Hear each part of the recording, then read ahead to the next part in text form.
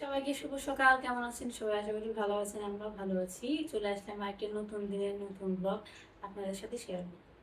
আজকে হচ্ছে শনিবার, নিরামিষ খাবো। ইদানিং আমার নিরামিষ একদমই খেতে ইচ্ছা করে না। যাই দিয়ে রান্না করি না কেন, কেন জানি না খেতে ভালো লাগে না। তো সকালবেলা খাবার আগে বানাই। আমার ছেলে এবং মেয়ে দুজনের আজকে পরীক্ষা আছে। একবার হচ্ছে কয়েকদিন আগে একবার বলছিলাম না যে একটা পরীক্ষা বাতিল হয়েছিল অতিরিক্ত বৃষ্টির কারণে। তো সেই পরীক্ষাটা হচ্ছে আজকে হবে। আজকে এমনিতে পরীক্ষা হওয়ার কথা না, কারণ শুক্র শনি হচ্ছে ওদের বন্ধ থাকে। কিন্তু সেই দিন সেই পরীক্ষাটা হয়নি দেখে আজকে সেই পরীক্ষাটা হবে। তো সকালবেলা আজকে বানাবো হচ্ছে রুটি, আর রুটির সাথে দেখি ফ্রিজে কি সবজি আছে, একটা ভাজি করবো আর কি। তো চলেন আগে সকালের খাবারটা বানিয়ে শেষ করি, তারপর হচ্ছে বাকি কি করা যায়, সারাদিন কি কি কাজ করি। আমি তো কাজকর্ম ছাড়া আপনাদের সাথে আর কিছু শেয়ার করতে পারি না।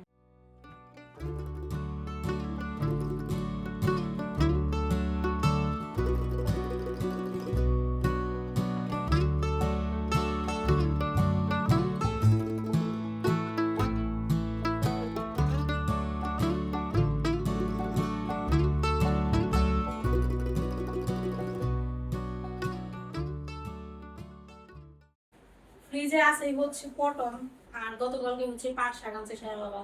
এটা আজকে নিরামিষ, এর জন্য শাক আনতে গেছিলাম। পটল আর আলু মিক্সড করে একটা ভাজি করবো, আর সোয়াবিনের তরকারি রান্না করবো। আলু আর পেঁপে মিক্সড করে, শুধু আলু দিয়ে খাইতে ভালো লাগে না, এই জন্য একটু পেঁপে দিই আর কি। তো এইগুলো হচ্ছে দুপুরের আইটেম। আর সকালবেলা করবো হচ্ছে আলু আর পটল ঝুড়ি ঝুড়ি করে কেটে ভাজি করবো। তো চলেন কাজকর্ম শুরু করি।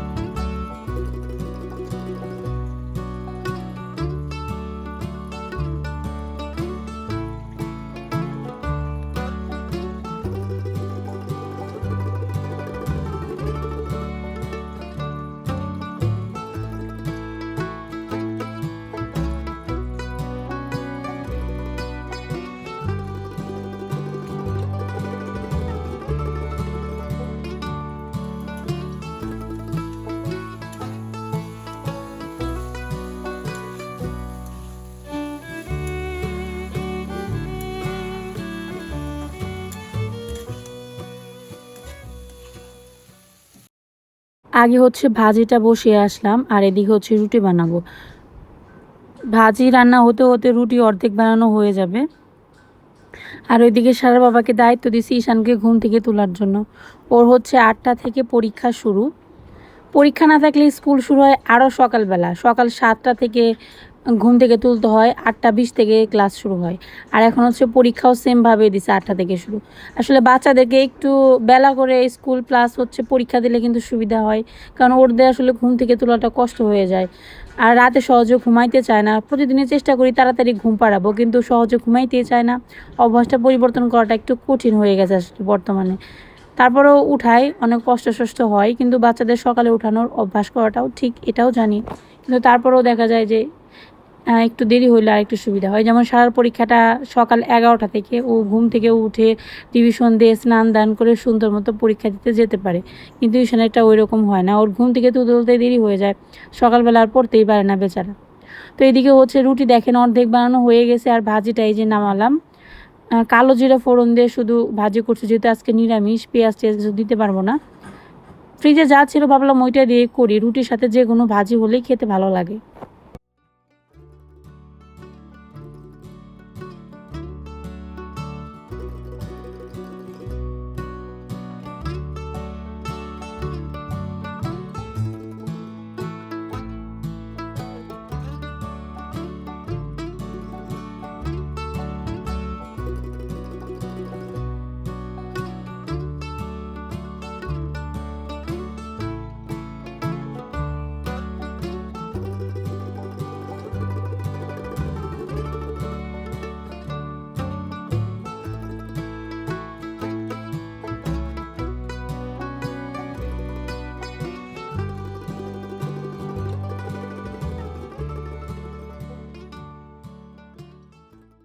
সকালবেলার খাবার তো বানানো হয়ে গেছে। এই প্লেটটার মধ্যে হচ্ছে সারামণি খাইছে। তো আমরা যারা কাজ করি তারা অনেক সময় কী ভাবে বলেন তো, একটা প্লেট যদি কম ধোয়া যায় তাহলে নিজেদের কাছে অনেক আরাম মনে হয়। তো এর জন্য সারামণির প্লেটের মধ্যে আমি নিয়ে নিলাম। রুটি তো ভাত খেলে, তরকারি খেলে দেখা যায় প্লেট নোংরা হয়, কিন্তু রুটি খেলে কিন্তু খুব একটা নোংরা হয় না। তো এদিকে হচ্ছে যে আলু পটল ভাজি আর হচ্ছে রুটি নিলাম। আজকে কলা নাই, কলা শেষ হয়ে গেছে। এই হচ্ছে সকালের খাবার।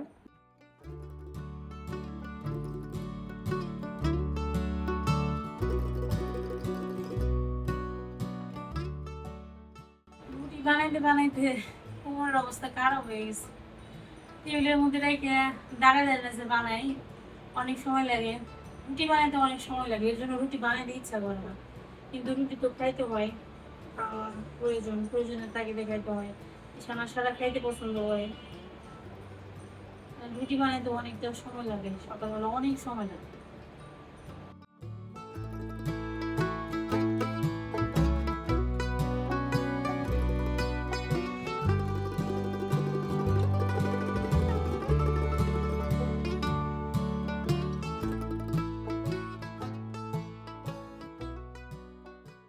সকালের খাওয়া দাওয়া শেষ, এখন দুপুরবেলার জন্য রান্না বান্না করবো। আজকে নিরামিষ রান্না করব, প্রথমে তো বললাম।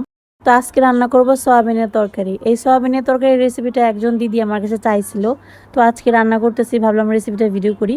তো আমি আজকে পেঁপে মিক্স করে রান্না করতেছি। আপনি চাইলে পেঁপে স্কিপ করে শুধু আলু দিয়ে খেতে পারেন, অথবা অন্য সবজি দিয়েও খেতে পারবেন। তবে শুধু আলু দিয়ে খেতে আমার অত ভালো লাগে না, এর জন্য আমি সাথে মিক্সড করে পেঁপে দিয়েছি।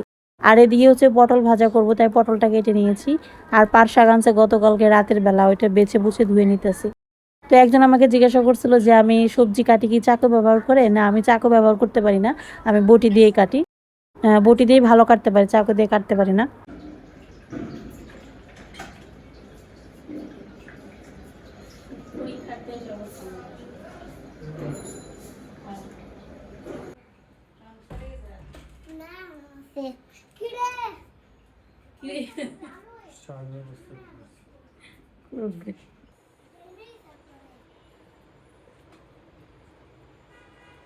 গেমে গেছে, একটু শুয়ে থাকো। হ্যাঁ, পেট ব্যথা করতেছে।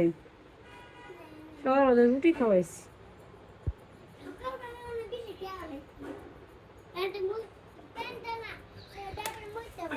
আঁকা আঁকি শুরু করছে।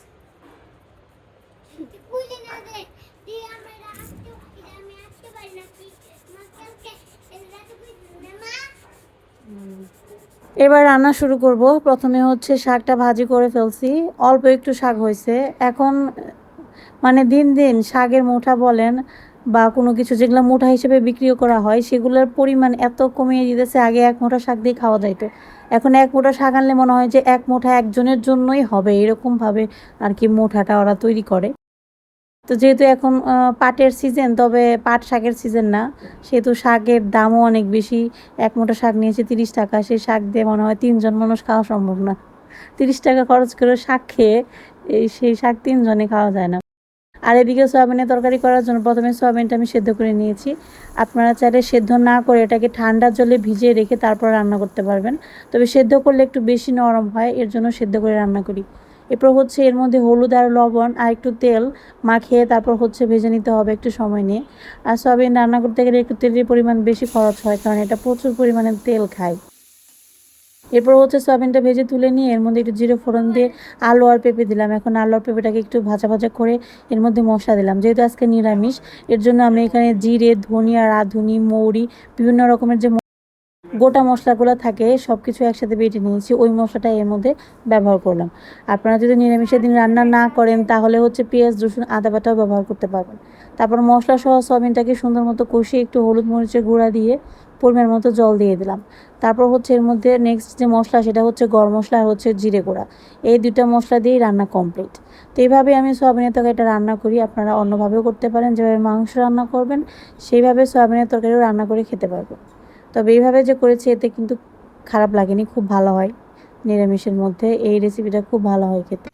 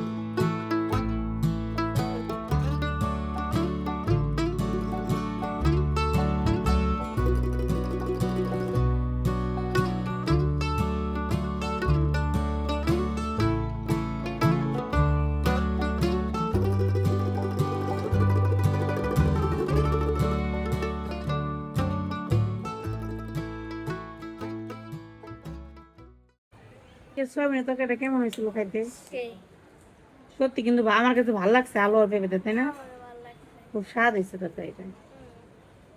এই যে সারামণি তো এবার বিশ্বকাপে খেলবে, ফাইনালে চলে গেছে, তাই না? আর্জেন্টিনা সারামণি এবার কাপ নেবে, তুমি খুব খুশি না? হ্যাঁ। ফাইনাল খেলা দেখার জন্য রাত জাগতে হবে, জানো? রাত 1টার সময় খেলা হবে।